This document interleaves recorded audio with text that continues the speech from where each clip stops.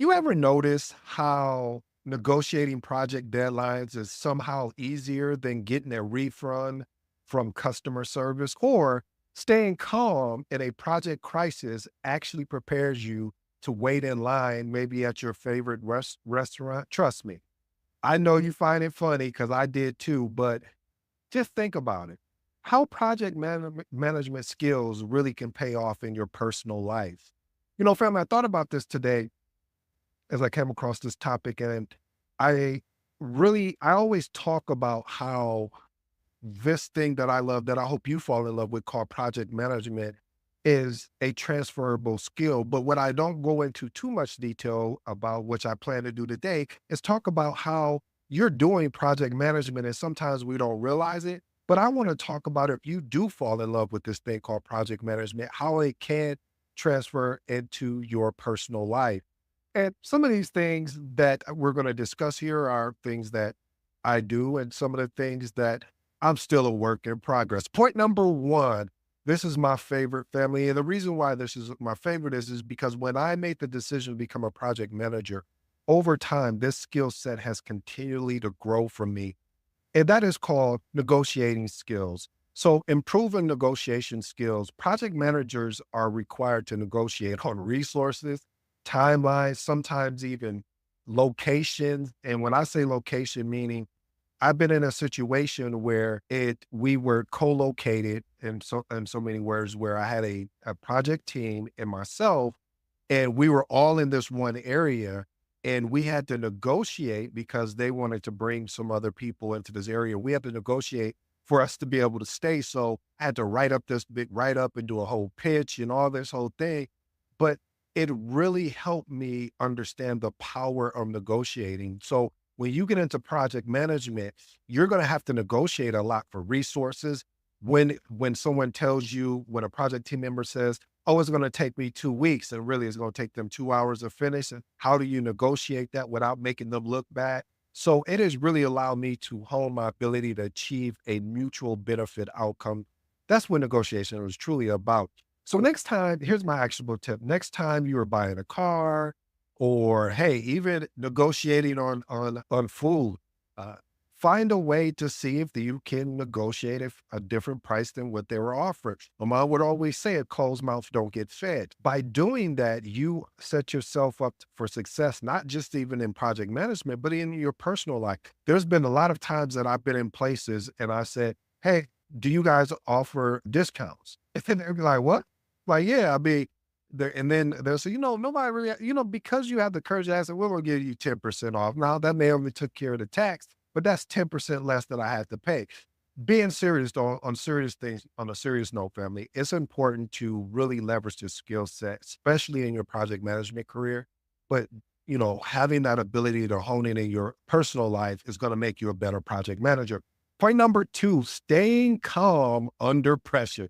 Listen, handling project crises has taught me to manage stress and make rational decisions, even in personal emergencies. One of the things that it has helped me with, as far as when I say it has helped me, project management has helped me where there's just nothing but chaos going on, nothing but disarray. And normally, as project managers, we're taught to really, get all the crises together and put everything into this circle and don't let them get out. But that is not the right way to handle crisis on a project. You need to let all of it go crazy and go wild before you start, bringing people in. Because if you bring people in, everything that you guys, all of that they're frustrated about is going to eat up the meeting, or is going to eat up the project, or even more or less is going to break the morale of the team. So allowing people, your project team, and creating first of all, we have to create a space that's safe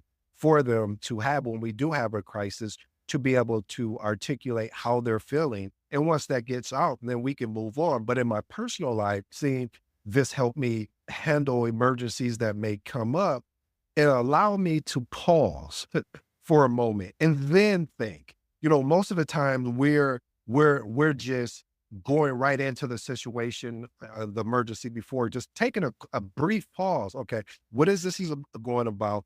Oh, and also, just to add even more to this, family, it's also taught me to get away from this is why you always see everything that I share with you. I'm sorry for rambling, but I get excited sometimes, family. So just bear with me. The reason why that I always stress to look at the problem, but pour your energy into the solution is because I used to be one of those individuals that would just get so caught up in the problem and talk about how this is not right, how this is not. And by the time I look up and we got a 30-minute or hour long meeting, we done spent the majority of this time. And this was through my younger project manager days. And it has to be a better way. So this is why I'm always sharing with you. Yep, this problem happened. How are we going to resolve it? How are we going to mitigate this? So this has taught me one of those opportunities to stay calm under pressure. Point number three. This is something that has taught me really well. Effective time management. Managing project schedules has taught me the ability to prioritize and allocate time wisely, whether it's a resource of people, a resource of equipment, whatever the resource may be, it has taught me to allocate time wisely. I use this skill to even juggle my personal and family responsibilities seamlessly. This is why it's important, family, when I tell you to, hey, if you're working on something, put your phone in focus, in focus or do not disturb so you can knock that out and take care of what you need to take care of and then go back and handle it, whether it's a call, a text message, because what tends to happen and this is what I had to learn is that if we don't have effective time management as a project manager, you'll get caught up in, all right, well, I'll answer this and then I'll come back and handle the rest because I'm in the middle of something. But what tends to happen is when you answer that, then another response comes and it's like, now I got to ask. And then you get into this whirlwind and you don't even complete what you need to do. So here's my actionable tip. One of the things that I still do to this day, is I use time blocking techniques, meaning block off my calendar. I even do it personally when I am in a meeting, my phone is in do not disturb. When I am working on something, my phone is do not disturb. And my friends know that. So if they call me or even family, they call me, they know, oh, he must be working on something. I'll just text him something or he's seen that I call. He'll just give me a call back when when he gets free. See, you have to have true friendship. And just like in project management, you have to set that tone with your team. If they're trying to reach you and they can't reach you, you have to let them know why. But if you know how we talk here, we have to set the expectation and say, hey, between this time and this time, my calendar will be blocked. Is there something you're going to need before I go into my session because I got to get all these artifacts up to date. I got to send out and respond to emails. I want to use this block of time to make sure that I can do this. Is there anything you need from me, team, before we do this? And most of the time they'll say, hey, we can wait because it's not that urgency. Everybody claims that there's a sense of urgency, but it's not a sense of urgency. Nothing like that. There's bigger things out there that we need to. Point number four, decisive problem solving. One of the things in being a project manager and then carrying in my real life, or I should say my personal life, it has allowed me to make swift, informed decisions and then also look at ways to solve the problem efficiently instead of, well, I don't have enough information to make this decision. No, okay, I got about 70, 80%. All right, let's make this decision. And whatever comes out of this, then we just need to pivot or figure out what the next move is. But I'm going to learn faster from the decision that I made compared to somebody that continues to plan and plan and plan and do not execute. Here's my actionable tip. When faced with a problem, quickly gather the necessary information, weigh your options, and then make a confident decision to avoid any unnecessary delays. Point number five, leading conversations with purpose. When you become a project manager, if you're not one of the things you're going to notice when you're facilitating meetings is you want meaningful meeting, or I should say meaningful, purposeful meetings. And the reason why you want this is because a lot of people don't like going to meetings. And for just to have another meeting about the thing we just got done discussing, you need to be able to lead conversations with purpose. So for me, how this has impacted me a lot is that I set clear intentions. Hey, we're on this call. This is what the purpose of this call is. This is what we're going to discuss. Anything outside of that is great, but This is what we are here for. This is what I call this meeting for, and let's get it knocked out. Here's my actionable tip. Set a clear agenda for any conversation, even informal ones, and steer the discussion back on track if it veers off topic to keep things productive. That's one of the things as a project manager, you're always going to be that person that when the conversation in the meeting gets off track, to be able to veer it back to what we're here for. What is the discussion for? If it's not to, if it's, if this is not something that's going to be fruitful for our project, hey, you know what? I got something I need to work on, but I'll be free in the next hour or two. If you just want to talk, then that's different. But if we're here for a meeting, we scheduled this meeting, we need to get some actionable items out of here so we can go, so whoever needs to execute can execute effectively. Point number 6, practicing empathetic listening. As a project manager, you're going to have to be empathetic. Why? Well, because you're going to have people that are going to be frustrated with another project team member, or they're going to be maybe even frustrated with you. And you're going to have to be able to practice active listening with your project team so their concerns are made and when they're giving their concerns, and that there's a clear understanding that you understand where they're coming from. You may not agree with them, but you understand where they're coming from, and you may not even be able to fix what their particular issues from. But again, active listening. Here's my actionable tip. Practice active listening by giving the person your full attention. Don't be in your phone. Don't start working on IMs or emails. Okay, maybe I'm talking about myself. These are the things I used to do. But I realize when you give somebody your 110% or just give them your full attention, what tends to happen is, and then this is my secret weapon of being able to summarize what they've said to you. It makes somebody feel valued. Just imagine if you're sitting there, you and I are having a conversation, and after you finished, I said, and I paraphrased, I said, let me just make sure I understood what you were saying so we're on the same page. And I paraphrased basically what you just kind of walk me through. You would feel more confident that at least I took the time to first of all, listen to you. And then I understood what I listened to because of the fact that I regurgitated the information back to you, so we're both aligned. So if there's something that I didn't say or that wasn't point of my summarizing points, then you can course correct me and say, well, no, this is what I meant by that. So it's important, family, to practice active listening. Point number 7, learning the value of saying no. You know, one of the things in project management, you will consistently be pulled in different directions if you don't have the ability to say no professionally and say it confidently. Because if you say, well, I don't know if I'll be able, instead of just say, hey, you know what? No, I won't be able to do it. Declining requests tactfully and respectfully in project settings translate into being more confident in setting limits in your personal situations, as well as it protects your time and well-being. You know, here's an actionable tip. One of the things I like to do is say, hey, I can't commit to that right now. Or one of my favorite, I would love to help, but I need to prioritize whatever the thing I need to do. Is there a time that you're looking to get this done? But I'm still showing that I'm willing to work with them. But I'm also saying, hey, this thing that I'm working on over here is going to take a priority or from what you need from me right now. So if it's something that is a priority, then hey, I can fit it in here. Is this going to work for you? So I'm still giving them a way out. Point number 8, continuous self-improvement. This is one of the things in project management when you're always having to find ways to get better because there's new things, new softwares that's coming out, but the people, you're dealing with different people, different attitudes, different motivations. As a project manager, you have to always continue finding ways to get better yourself by understanding leadership, by understanding management, by understanding persuasion, understanding sales.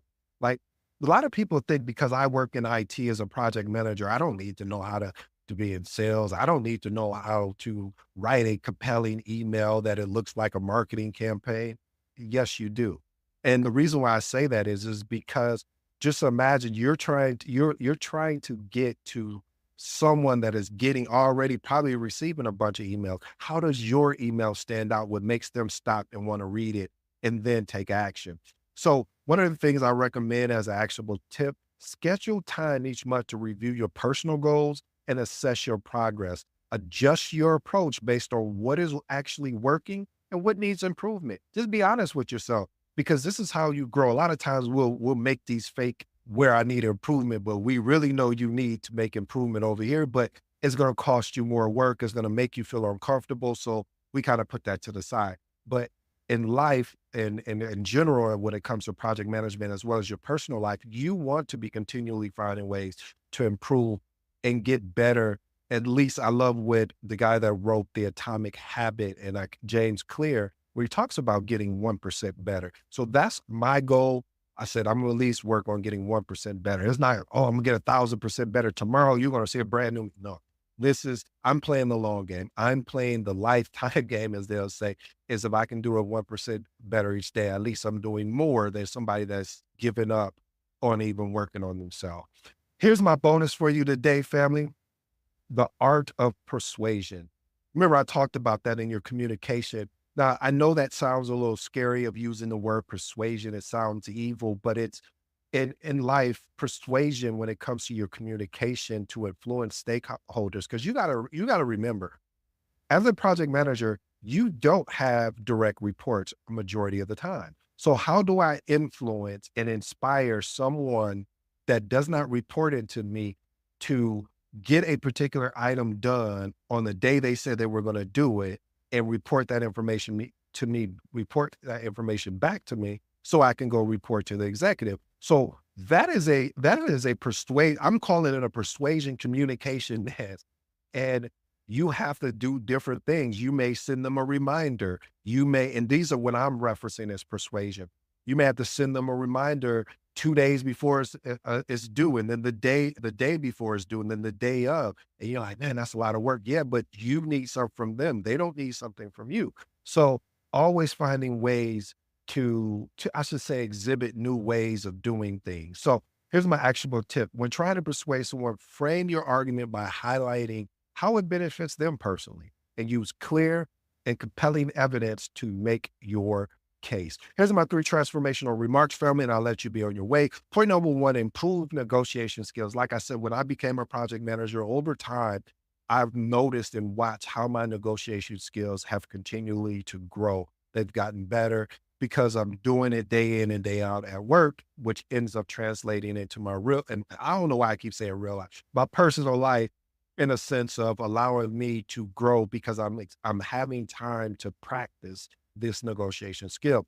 Point number 2, problem solving, decisive problem solving at that. You have to, as a project manager, you're up against so many different problems, and being able to translate that into your personal life really makes you to have more impact personally as well as in your career. Because like I said, there's going to be things that are going to be thrown at you at the last minute. And how are you going to pivot? How are you going to respond? Which leads me to my last and final point: is staying calm under pressure.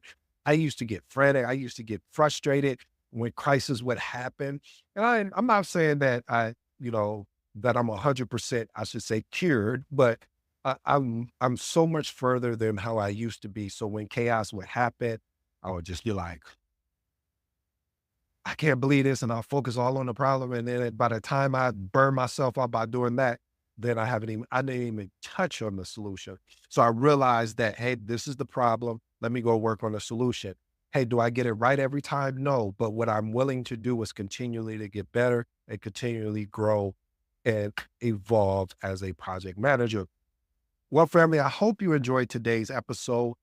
This is really about how, when you make that transition into project management, if you're not a project manager already, if you're already a project manager, knowing how what you've learned through your project management career, how that has helped you personally. And I have to admit, it has helped me tremendously in growth, and having a growth mindset, meaning that, hey, I know this situation happened. How am I going to respond? Like I talked about negotiating, I talked about being calm in crisis. And it's just so many of these different things that continue to help you grow as an individual. So, family, I hope you enjoyed today's episode. I go by the name of ED. For you smart and intelligent folks out there, that just simply means and. Until next time.